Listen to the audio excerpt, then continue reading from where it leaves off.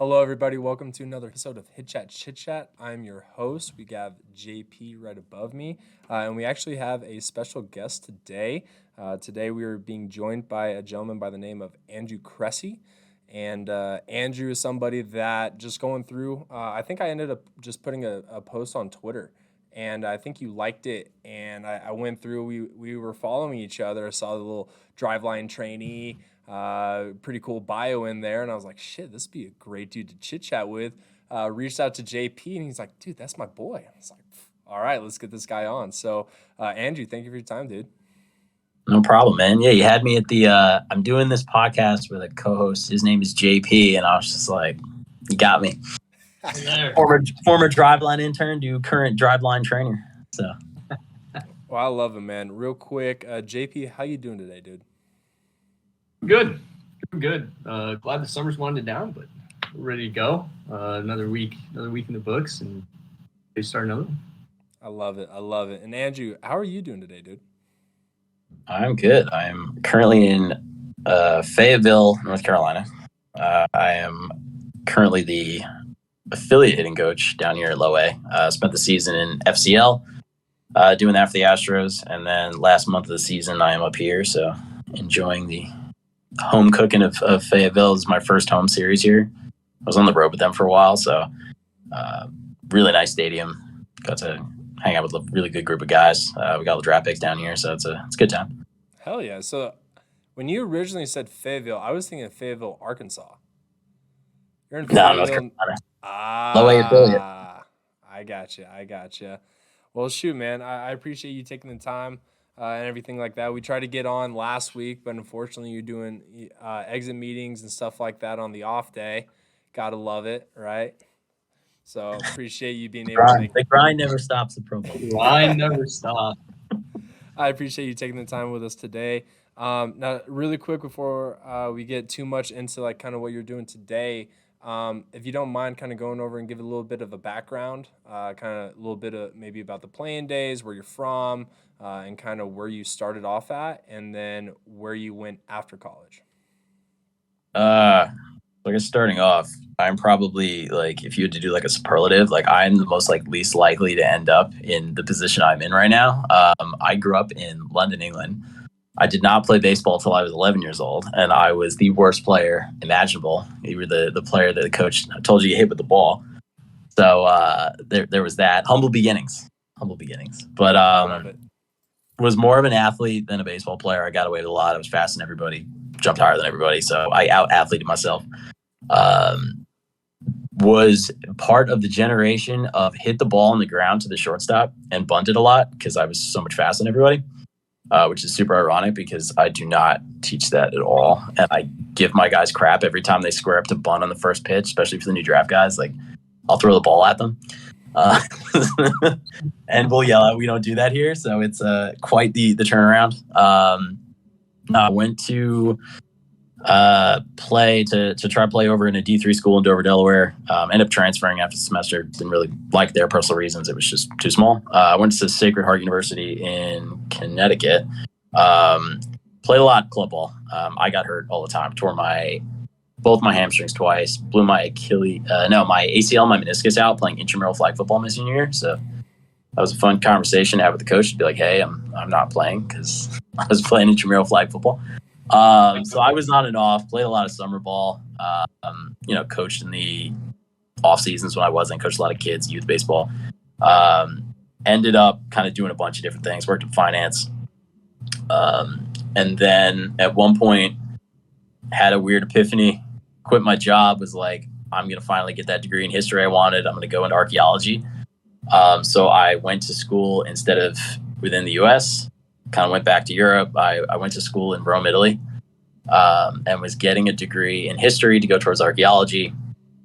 Kind of asked one of my friends, hey, like, can you find me or help me out find like a league, maybe one by military base, just to kind of like on the off days on the weekends, just, play some pickup baseball. For whatever reason, and I don't know how she achieved this, I ended up with a conversation with SS Lazio, which was a Serie B team franchise out in Rome. She acted as my like de facto translator agent. We went to this boardroom, met with the I guess it'd be the GM. Ended up like trying out with them, played their version of spring training with them, played on the team for the 2017 season. Actually played really well for someone who like was not expecting to play in any kind of serious competition. It was awesome. Played all over Italy. They flew us out to Sardinia. We played series out there.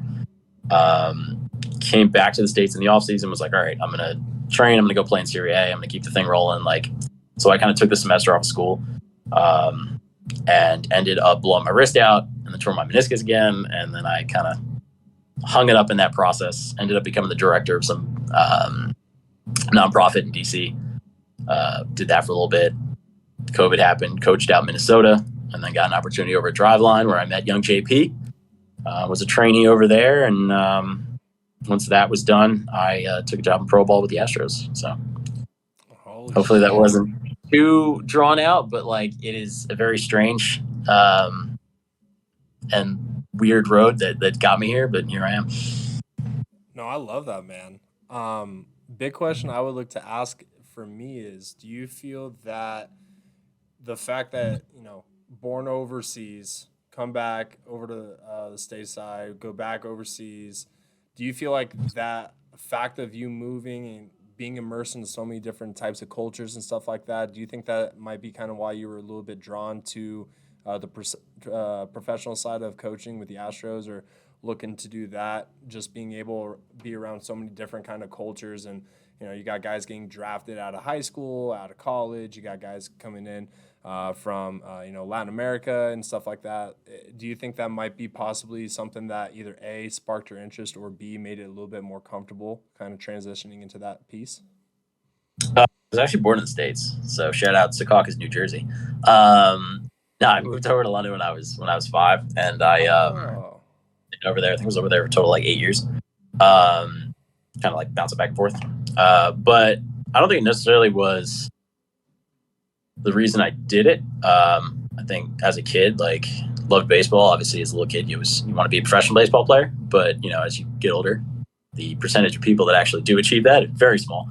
Plus, I'm 5'8", and at the most weighed for about $170. So didn't know if that was in the cards. But no, I think the living abroad and the culture that I've encountered and kind of travels and where I've lived definitely helps you understand the perspective of different players coming in, especially Complex League. Complex League has a lot of guys from the DR, from Cuba, South America, and these are going to be guys that are often coming, if not from the complex, coming from a very different lifestyle, and now coming to the United States, being entrusted to be a professional athlete and be surrounded by completely new surroundings. English is not their first language.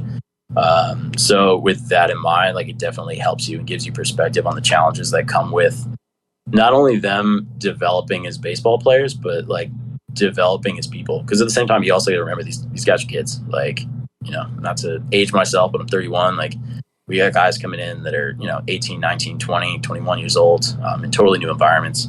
And that development off the field and development as professionals is almost like, if not more, but like the same as what they do on field, because that's going to drive what they do on field, drive in the off season, drive the work ethic. So I definitely think it helped out. Well, hell yeah, especially being someone that needed a translator, and now I'm assuming you're probably working with some guys that you need that translator for them as well. Being able to kind of have that perspective of knowing what it's like to have to, hear what the coach says, wait till the translator kind of understand it, then the translator gives it to you, then you back to the translator. So being able to have something like that, I'm sure, has probably helped out on the perspective side as well, huh? I mean, like definitely the Spanish skills have improved since the beginning of the season. I think if you're anybody that wants to coach in professional baseball, you absolutely have to, but like you eventually will have to. I know there's some organizations that do not, they won't even consider you if you don't speak Spanish, if you're not fluent in Spanish. It is a tool that will help you immensely, just because of the size of the player pool that is from Latin America.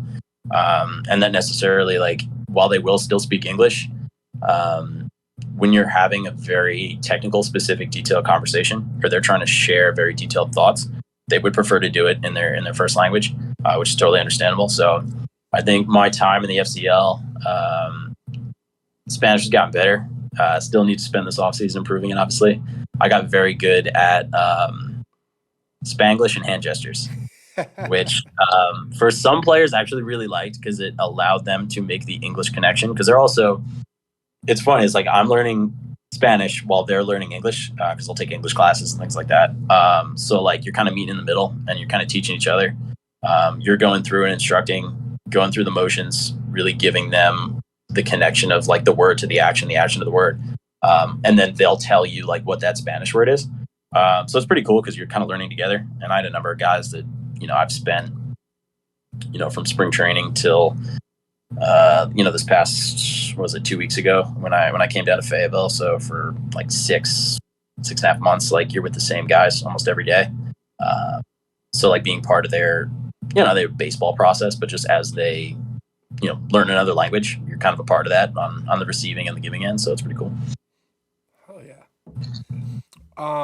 When you're going through and going from as a player, instructor at Driveline, what does the different kind of day-to-day operation look like for a minor league coach? What are you guys looking to go through, whether it's a game day, practice day, spring training, fall instruction, like whatever you kind of want to pick, if you don't just kind of mind going through what a day-to-day kind of looks like for you right now?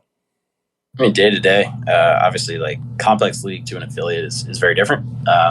Complex league, very heavily on the development. You're playing games really early, often in front of not too many people.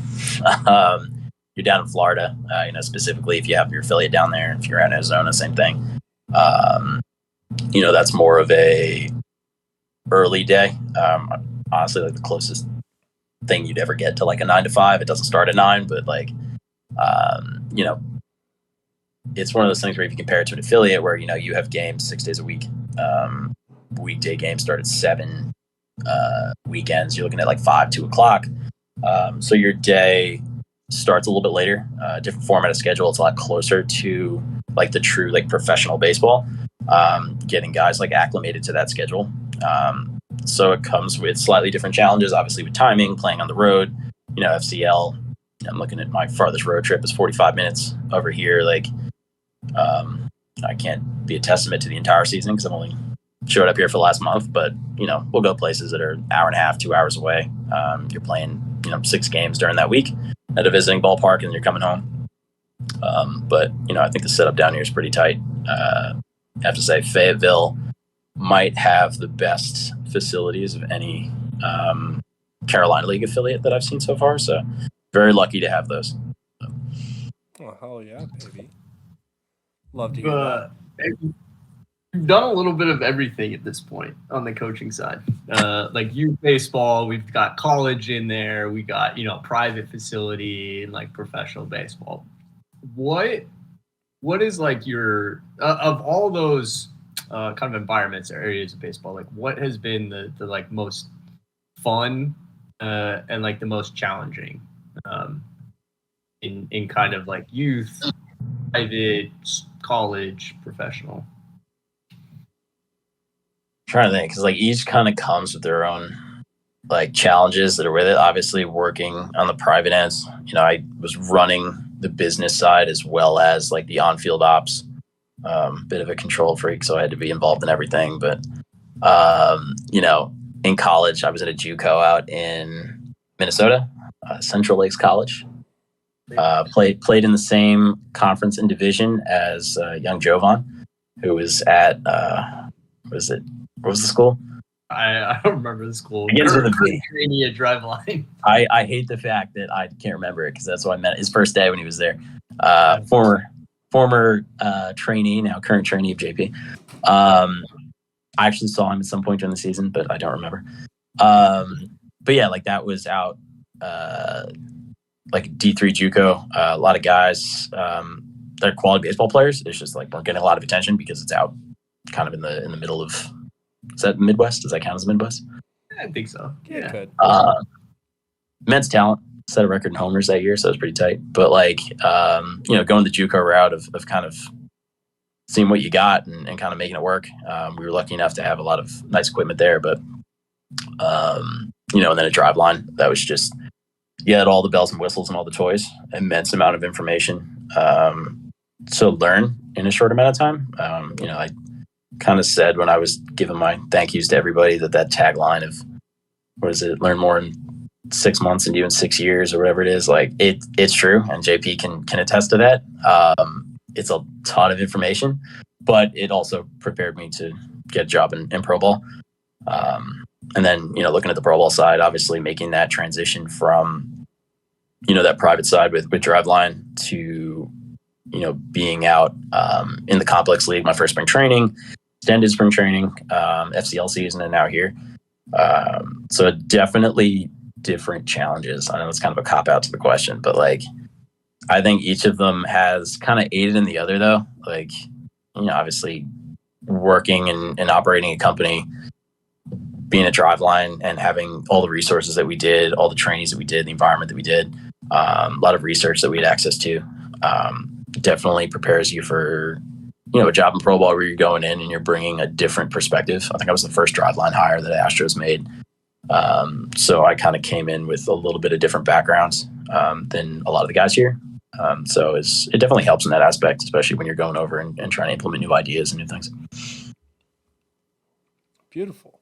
For you, when you're going through and maybe it's just scrolling through on Twitter or on Instagram, whatever it is, and you're going through, what are you seeing as one of the more, I guess, common or like low-hanging fruits of whether it's amateur baseball or your newer draft picks, stuff like that? Like, what are you seeing as, it doesn't even have to be with the guys that you're working with or anything like that, but just like when you're scrolling on Twitter, you're seeing something. Is it like, man, if we could just add 2 more miles an hour bat speed onto that swing right there, that would work out, and keep scrolling? Like, what are you seeing as possible, like a main issue right now in kind of amateur baseball that you think could get fixed pretty easy?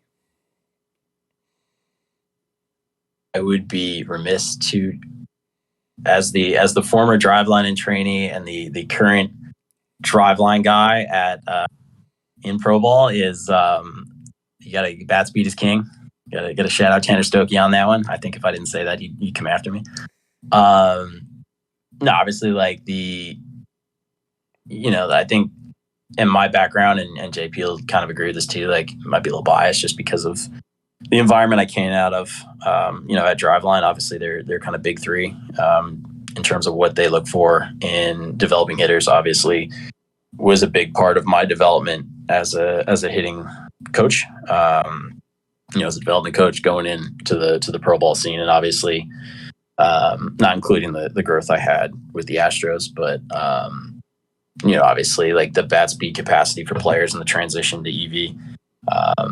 That's going to be probably your lowest hanging fruit on guys, just because of the fact that, not to get all Twittery, but it's something that's still overlooked. And it's funny, like MLB put out that article, what was that, like 2 weeks ago, about bat speed. And it was like the first time anyone had ever talked about it. And people were like, oh, it's like, it's stuff that like people have known for a while, but it just kind of conveniently gets swept under the rug. It's like overload, underload training. Like that stuff gets like, that's been around since what, 1950? Like the Russians were using it in the Olympics, like shot putters and javelin throwers. So like a lot of the stuff isn't like new. It's just whether, people want to pay attention to it. So. Yeah, one of the things that I think is when I think about like pro ball, right, is like super different. Is college dudes, high school dudes, youth guys, like you have an off season to work with athletes, and in pro ball, like your time to work with athletes is during the season, and it might be a little different in the complex league versus Fayetteville or kind of affiliate team where you're traveling a lot more. But like, how do you see development play a role in their training when you still have to kind of prepare for games and kind of produce on the field? That was probably my biggest, I guess, transition. Obviously, coming from Driveline, where like they're not playing games. Like, yeah, they had that summer league team that they were playing on, but like it was an off season that we were going through, and like development that's it. Like that is what we're working towards. We have our long-term goals. We have our short-term goals. We're going in there and grinding every single day. And like, yes, you're following swing volume and swing capacity, but like you don't have to put that in the perspective of like performing in a game versus here. And that was probably the biggest thing for me. Like coming into pro ball was like, all right, I want to be aggressive in the development of these guys, but at the same time, like I know they got to play games. FCL is a little bit easier just because of the way the schedule's set up. And then coming out here doing affiliate. So I think it's been a huge learning opportunity for me just to take the things that I've learned and the things that we've had success with and try to figure out how to implement them within, the timeline that we have, the schedule that we have. Because obviously at the end of the day, like these guys got to perform in game. And, simply just tunnel visioning development. Like I'd love to do it, but obviously eventually you got to play because you're developing to play the games eventually. So, that's the biggest hurdle was figuring out, all right, how can we go about and set this up in the sense we're going to be aggressive with what we're doing, like I said before, but at the same time, like we're still prioritizing making sure they're ready to play because you can't have one without the other. If you focus on one over the other, you're going to dip in performance either way. So that's probably been the biggest thing. Thank you guys for listening to the episode. Really quick before we continue, just want to give a thank you, one, for you guys listening, and two, want to let you guys know there's a lot more content that's going to be released here in the next few months.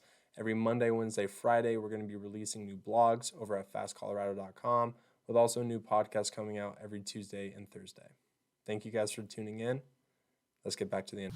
Yeah, I mean, I think like you said, like your story of like how you got to where you are is fascinating. I think it's part of the reason that that you do so well coaching because you tie everything together really well. Like your background with just traveling a bunch as a kid and like playing pro ball in Italy just kind of out of nowhere and doing all these different jobs. When you talk about like the personal development, especially with the younger Latin American kids that are, like you said, just trying to learn how to live a different life than they've ever lived before. How do you begin to kind of build that relationship with somebody who doesn't speak the same language of you? Like, what does that kind of look like in your head, and kind of relating that back to kind of your experiences and what you've gone through?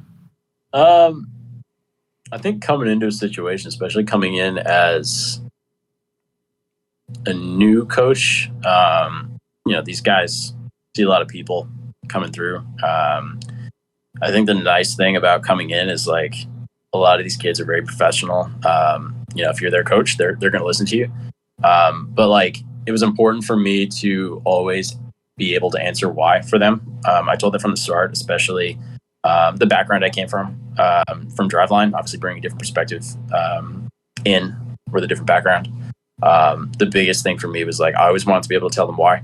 If they ever wanted to know why we were doing something, that answer was always there for them, and I encouraged them to do that because, like, for me, I want them to, take ownership of their careers and have an understanding of the things they're doing and how it's going to impact them, as well as building that trust of just being like, hey, you're going to ask me why we're doing something, I will have a reason for you, and if I can't give it to you, then we shouldn't be doing it, because I want you guys to believe that I have your best interest at heart. And that's like the biggest thing. Like, I think, even if, guys are, English is a second language, they're developing their English, and my Spanish is it's okay. Más o menos. Yeah, really, un poquito. I think the cool thing was the end of the season, like the reaction that I got from a lot of the players, because I genuinely, when I came up here to kind of coverage for our hitting coach that his wife had a baby, congratulations to them. I came up here for the month and I kind of missed the last week of the season in the FCL, and I was just like, I was crushed about it because I wanted to be there with them. I was there with them all year. The appreciation I got from them, the things that they kind of said to me on the way out, I really appreciate it, especially the coaching staff that I was with. I had an awesome coaching staff, FCL Orange, shout out Ricky Rivera and Dada Otaka. I think I got my jersey signed by all of them at the end of the year just because I wanted to have it. It was like my my first year in pro ball. All these guys, like I had them all, like they're all like 19, 21 years old, and I've told them all like I love them, but I don't want to see you in the FCL next year. Like, go be an affiliate, like get out. So like that was one of those things where I think the biggest point I tried to make in coming in was gain the trust through the sharing of knowledge with them and getting like real buy-in in believing in what we're doing. I think I view my job as developing all the hitters in total. I used to kind of joke around that I never used to pay attention to the lineup because I didn't care who was in, because like everybody had to be able to hit and everyone had to be able to play. So if they're in the lineup, they have to do it regardless of who they are. So that has been a long-standing tradition of mine to pretend like I don't know what the lineup is. But it's cool, especially coming up here. One of the guys that was with me in the FCL got called up around the same time I came up here, so being able to be a part of his baseball journey from the FCL now to an affiliate in low A is pretty tight. It's cool. So I mean, like, I guess to summarize what you're saying, like, just getting buy-in from the trust factor and just being a part of the development, not trying to be the figurehead of it, and always be willing to answer the questions. Like, I can't tell you how many times guys were like either afraid to ask why, or like when they did, they didn't think I'd give them an answer. And I'm like, no, man, like, this is why we're doing this, and this is how it's going to impact this. Here, I'll show you the data that backs it, and here's why. And it makes coaching a hell of a lot easier, because if guys can trust that you have their best intentions in mind, they understand the reason why you're doing something, you're going to get so much more effort and buy-in. And it's not just that kind of they're just doing it because you say so. Because I want them to be able to take that into the off season, take that when I'm not there, and they have another hitting coach, or at another level, they're at a different stage of their career, and they can kind of take that and hopefully had some positive impact on them. That's awesome. That's so good. That's so good. It's something that like we've talked about. It's something we've talked about in this podcast quite a bit. Is like you got to know why. You got to be able to talk about it. And like you said, I think you brought up a really good point of like most kids are just scared, or like they don't think you're gonna give them an answer. Or like, shut up and just do the drill. Like, it's like, because it's like the whole idea where, especially like lag kids, like you're their coach, so they're gonna listen to you. But like I've almost volunteered the why sometimes. Like I'll get the yes, like they'll do it, but I was just like, I'm gonna tell you why anyway. Yeah. Because I really want them to learn, to get real understanding of what they're doing. Because like, pro off seasons, guys are going back to the DR, they're going back to Cuba, they're going back to their families somewhere in the States. Like even if it's not a live player, like they're going elsewhere. And I want them to take ownership of their careers. I think like, I'll be biased because I was a driveline. Like, there's some really good private facilities that you can get quality development at, data-driven development. So it's not just some guy saying, hey, like, this is what you're supposed to do just because. But with that comes the pitfalls of like, there are places out there that might not necessarily, and this isn't like a driveline advertisement, but like, there are places that like, they're going to have different reasons for what they do, why they do things, that might not necessarily have the best, I guess, direction at heart on some guys. They're looking to make a name for their company. And, it's not to say there aren't places that aren't doing that. It's just, I want them to be able to make educated decisions on their development, whether they're with me or they're, out with another coach, they're out, on their own. Because you only have so much time to play. You only get so many opportunities, and I want these guys to succeed the best way possible. So, that's the way I view my job: setting them up for success any way I can, and then getting out of the way and letting them hit. Because you can't. I'm regurgitating a pitching line, but instead of you can't pitch for them, you can't hit for them. So, I love it, man. For me, the next thing I would ask is, are there any Twitter accounts or podcast or any just really good pieces of content that you are a big fan of, or anybody that the people listening can kind of go over, check out, and go, "Ooh, this guy does have some good stuff." You got any accounts for us? Well, I don't know what JP's Twitter handle is, but we'll throw him on there. JP Fasone 1. Make sure you have the autocorrect on the spelling though, because Yeah. JP likes to make some spelling mistakes every now and again. No, I think like with Twitter, I think like with anything, like you want to make sure that like the information that you're coming across is like everybody knows that hitting Twitter is is its own thing, its own animal. Jason Ochart's got some quality stuff. I'm not just name dropping him. I haven't actually met him in person, so there you go. There's a free endorsement for someone I've never met. Although technically worked for.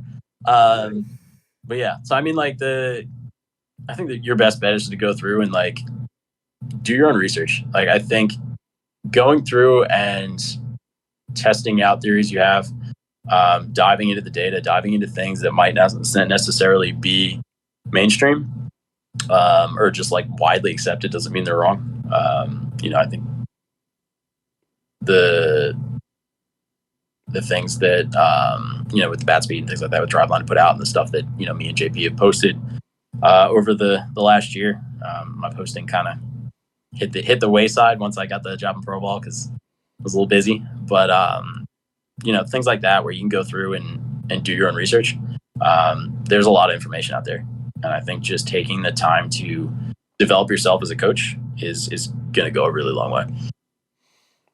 I like that. JP, and you can always make. I was going to say you can always make giant individual threads on random players like I did before I got hired. So there we go. Those threads are sick. No, that's all I got. That's about it. Well, shit, man. Andrew, thank you so much for coming on, taking some time, and hopefully you get a little bit more. You got any more home stretch of games? You said you're in a home stretch right now. No, we're about to go on the road for a week, and then I got one more home series in Fayetteville to close out the season. I got Instructs, and then I'm done. So unless I got to go to the DR, which I don't know, we'll see. But yeah, that's the plan so far. So we'll see. It'll be nice to go back to my apartment, though. I haven't been there in a month. So. Where's your apartment even at? Is it in Florida? Yeah, it's in West Palm Beach. So I'm like, because I was kind of stationed out of the complex. So I don't know if I should say that because I'm somebody to rob my empty apartment over this podcast, but I won't tell you where I live. But I haven't been there in a month. But it'll be nice to not be in a hotel. But that's not to take away from the time I spent here. I think, like I said, the facilities at Fayetteville are awesome. They're like top notch. The field is really nice. Plus, playing in front of a crowd of people is pretty tight. As FCL games at 12 p.m. You're not getting too many fans. Although my parents got to come to a couple games, they moved down to Jupiter, so it was pretty tight. Hey, yo, baby. I love it, man. Well, thank you so much for your time, and love to have you back on in the future. And best of luck with your travels and everything like that. Appreciate it, man. Thank you.